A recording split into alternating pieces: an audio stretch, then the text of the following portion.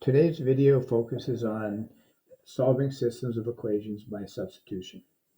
So the process of substitution that's the new key feature that you need to understand in order to be able to solve a system by substitution. So you first will substitute, then solve. So we're going to focus mainly on the substitution aspect. The idea is something that you've already done before. So for instance, when you graph with a table, 2x plus 5, y equals 2x plus 5, for instance, and if you create a table of values, you choose a value for x, 0 or 3, or whatever number you pick. So once you know what that number is, this is your value for x. So we're saying x is equal to 3. You're going to take that value and plug it in here. So on its most basic level, that's all it is. We take x, we remove it, we take the value that x is equal to, and we put it in its place. Everything else in the equation stays the same. So then you end up with 2 times 3 plus 5, y is equal to 11. So when x is 3, y is 11. That's substitution. What we'll be focusing on is just a slightly more sophisticated version. So instead of substituting in when we know what a variable is equal to a specific number, we're going to substitute a variable for another variable, or a variable. We're going to replace a variable with an expression, which could be a variable term and a constant term. So that's what we're going to be doing now. So a system of equations is 2 or more equations with 2 or more unknowns. So the first system we're going to look at is this one right here. Y equals 10x minus 11 and y equals 5x plus 34. So the difficult thing here, I think, for most people is to look at a variable like this, at a y, and see, okay, we have one thing, what's that equal to? And you have to kind of step away from saying, well, it's equal to 4 or 5 or something like that. You have to step away from that at first and see that the equal sign is telling you what it's equal to. It's equal to this whole expression. Just like this y value is equal to this whole expression. But you also have to make sure you remember that y is still equal to y. So even though in one system of equations, these are 2 different equations, that variable right there is equal to this variable. This value for x is equal to this value for x. The terms are different because this one's multiplied by 5 and this one's by 10, but the variables are still the same. So that's what we're going to start with. We know y is equal to y. Now we substitute. We replace. Well, what is y equal to? Well, in the first equation, y is equal to 10x minus 11. Okay, we know that because that's what the equal sign tells us. In the second equation, we know y is equal to 5x plus 34. Now, it doesn't matter that this expression is different than this expression because we know they're both equal to the same variable, which is y. So we can replace here, we can replace this one on this side with this y, and then this y gets replaced on this side, 5x plus 34, like that. So now we just solve that system that results, that equation that results, and we do that by isolating the variable on one side. So we have 10x here, 5x here. Take a look and simplify by identifying the smallest term and eliminating it. So this is a positive. We're going to use the inverse operation. 5x minus 5x gives you 0. So that's gone. 5x minus 10x minus 5x gives you 5x minus 11. So we have 0 plus 34. So we still need to isolate x. So we're using PEMDAS, but in the reverse order, right? So on this side of the equation, we have 5 times, so multiplication, 5 times x minus 11. So what do we take care of first? The addition subtraction part. So we need to get rid of that negative 11. We do so by using the inverse. Negative 11 plus 11 gives us 0. Now, anytime we do something to one side of the equation, we unbalance it unless we do the same thing to both sides. So we need to keep this balanced so that it stays true. We add the same thing to both sides. So 5x plus 0 is just 5x. If you're comfortable with this, you skip that step and go straight to 5x equals 45. Now we deal with the multiplication division part. The inverse of multiplication is division. So when you divide 5 divided by 5, that gives you 1, or 1x. And we have to do the same thing to the other side so it stays balanced. So 1x is 9. 1, that's the same thing as x. So that's how we find x. Now once you've done that, that's all the hard work. But once you've done that, you actually substitute again. So the substitution method uses substitution 2 different times. We found this one. Now you go back up here and you can plug it into either one of the equations. Now I said plug in, but what I really mean is substitution. So it doesn't matter which one you use because this value is the same in both cases. And what we're looking for is a value for x, which will be this one, that makes them both of them true with the same y value. I don't think I did a very good job of saying that, but let me show you what I mean. So when you take this top one,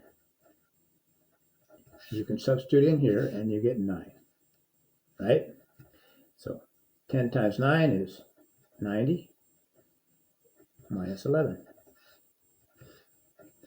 90 minus 11 is 79. Okay? So what we end up with when we used our first equation is 2 values for x and y. So we have x equals 9, y equals 79, and we can write that as an ordered pair, 9, 79. Okay. If we use the second equation, then it looks like this. So we're still going to substitute in the same value for x, 9. We just have a different equation. 9 times 5 is 45 plus 34. 45 plus 34 is 79. So as you can see, it really doesn't matter which equation you choose. So the only thing that really matters is you look up here and you have to decide for yourself which one do you think will be a little bit easier to plug in or substitute into, and you use that. So in both cases, you end up with 9 and 79 as your answer. Okay? Now, not all systems of equations are going to look exactly like this. Sometimes you'll have, this is pretty common because you'll see quite often an equation written in function form like this with y equal to something, but not all of them. Sometimes you might have something that looks a little bit more like this.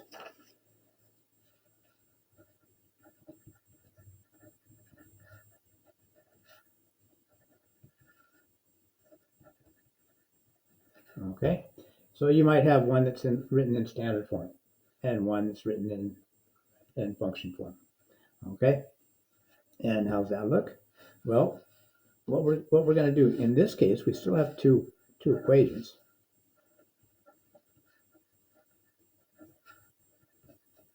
And we're still going to substitute. The way you're going to do it, the best way to do it, I believe, is since this work has already been done for you, you've already solved for the variable and it got y all by itself. We're going to start with that. So we're going to whatever variable is all by itself. Sometimes it'll be an x. You take that variable circle it. Go down to the other one and find that variable. If it shows up in two places on the equation, you circle both cases. Now, everywhere you have a circle here, you're going to replace what y is equal to. So you're going to take this out, and you're going to put that in. So you'll have 8x minus, and make sure you put parentheses in. It makes it much, much easier to avoid a serious mistake. Sometimes there are times when you don't need the parentheses, but get in the habit of putting the parentheses there every time. So what goes here is 2x minus 5. Now we're going to start simplifying. Just like the first time we simplified and combined our like terms, we want to simplify here as well. And you start by using the distributive property, 8x minus 4x. Now this is the part that parentheses are important for, and the distributive property, be very careful with signs and make sure you don't forget to multiply this. So negative 2 times negative 5 gives you positive 10. All that is equal to 110. So now combine our like terms. 8x minus 4x is 4x plus 10 equals 110. Now we're solving for x. And I went through the last one step by step, but this one I'll go a little faster. Now, both sides, you subtract 10 from both sides, and you end up with 4x equals 100. Divide both sides, keep everything balanced, use the inverse. 4 divided by 4 is 1. 1x is x. So that cancels right here. And we divide this by 4. 100 divided by 4. I'm sorry, you can't see that. So now we have 100 divided by 4 is 25. Okay? Now, just like before, just like the last one, we found x, but we still want to know what y is. Okay? And the way you find that out is by substitution. So you go up here, and remember in the last one, we had two equations, and either equation worked. The same exact thing is true here. We can substitute 25 in here for y, or we can substitute 24, for x, we can substitute 20x for 25, or we can substitute 25 for x down here. Now, this is the one that's going to be easier. Y is already all by itself. We won't have to do any solving after. We just plug it in. We have to calculate. So that's the one I'm going to use. So that's where the x was. We take that out. We put this 25 in. And we end up with 2 times 25, which is 50. Minus 5, 45. So our two answers are x equals 25, y equals 45. And it looks like this if you write it as an ordered pair. Okay?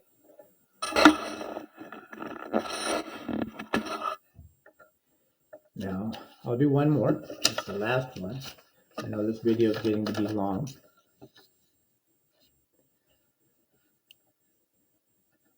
So the last one will be one small increase in level of difficulty.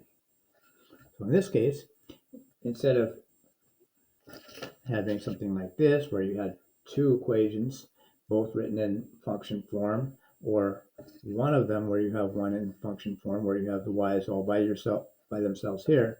In this case, we have two different equations, both of them in standard form. So substitution here isn't quite so easy. We need to replace x with a value for x, or y with a value for y, but knowing which one to use is a little bit more difficult. And how do you do it? So if we want to replace y with something from this equation, we have to know what is y equal to. That means we need to solve for y or solve for x. So you need to look at both equations. It doesn't matter which one you start off with. You need to look at both equations and see if you can decide which one is the easier, which one would be the easiest equation to solve, and which variable you should solve for. So, two equations, 1 and 2. I'm going to solve for equation number 2. The way I'm choosing that is I'm looking at the x term and the y term, and 2 goes into 4 evenly 2 times, but up here 5 doesn't go into 4, 4 doesn't go into 5. So I'm going to use this one right here and solve for y. If this had been switched around and this was a 2x and this was a 4y, I would solve for x. Okay, so that's the one I'm going to use. So I have 4x minus 2y equals 8. So the steps will be exactly the same initially. We try to get y by itself. So this term right here, we want to get rid of. So we're subtracting 4x, and we tell by this symbol, not this one right here. Okay? Oh, this is supposed to be a plus sign, right? I need to copy it down right. So this is subtraction. We're subtracting 4x from this.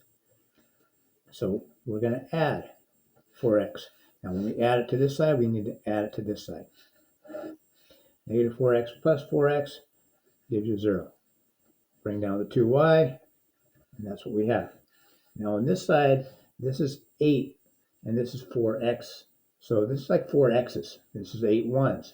You can't combine those. Make sure you're careful with like terms. So we end up with 4x plus 8. We can't put them together. That's what we have. Now we still have 2 y's. This is 2 times y. We divide both sides by 2. The reason we do that is because we don't want 2y. We want y. And that gives us 1y, which is the same as y. Now if we divide this side by 2, then we divide this side by 2. Now notice I'm saying divide this side. We're dividing the whole side. So I have to divide the whole side here by 2. Not just this, not just that, but both of them. So when you make that division, make sure your fraction bar extends under both of them. And then when you divide, you need to distribute. So 4x divided by 2, 4 divided by 2 is 2. So we have 2x. And then 8 divided by 2 is 4. That's a positive divided by positive and positive divided by positive, so the signs stay the same. So that's our first step. Okay. What we have now is a third equation. And we got it from this one. So that means since we got it from this one, we're going to have to substitute into this one. It won't work if we substitute into the same equation. So we take the next equation, or the first equation, and copy it down. At this point, it becomes exactly like the last equation. We need to take that value right there, the variable that's all by itself. We need to find it in the other equation, and then we need to substitute. We need to replace. So we got 4x plus 5 times 2x plus 4 equals 160. Okay? Now you solve. So make sure you use the distributive property first. 4x plus 10x plus 20 equals 160. Combine our like terms. 4x plus 10x is 14x plus 20 equals 160. So we're still solving, trying to isolate x. Subtract 20 from this side and this side to keep it balanced, and we're left with 140. 14x equals 140. Now divide both sides by 14, and you end up with x equals, what is that? 10, right? Okay. Now once you've done that, we still have that last step. We need to substitute in to find what y what the y value is. We now have three different equations. We have this first one, we have the second one that we had, and then we had the third one, which is another version of the second. And so we want to use it doesn't matter which one we use. We can use any one of these three, and it should still work. However, this one will be the easiest. So if you have an equation that is already solved for a variable, x by itself or y by itself, that's the one you want to use. Because when you substitute in, all you have to do is calculate to find the answer. You won't have to do any solving. So x was 10. So now when we substitute in, we have y equals 2x plus 4, 2 times 10 plus 4, and we have 20 plus 4, y equals 24. So our answer is 10, 24. Okay. Now, notice, I would do it this way, like I said, but if for some reason you forget and you use one of the other ones, like the first one, okay, or the second one, it doesn't matter, you should still end up with the same exact answer. So let me show you what I'm talking about. Like I said, you do not have to do it both ways. You don't, and it's better to do it this way than that because it's easier. Math is not about doing it the hard way. It's about doing it the easiest, correct way. So we're going to plug in. We're going to substitute in for x. We get 10. 5y equals 160. And then 4 times 10 is 40. And 160. Okay? Now, you see the steps so we did, on the first one, we substituted in, and then we just calculated, and we had our answer. Here, we multiplied here, we did some calculation, but now we have to solve this equation. It's not a real hard equation to solve, but we have some extra work to do.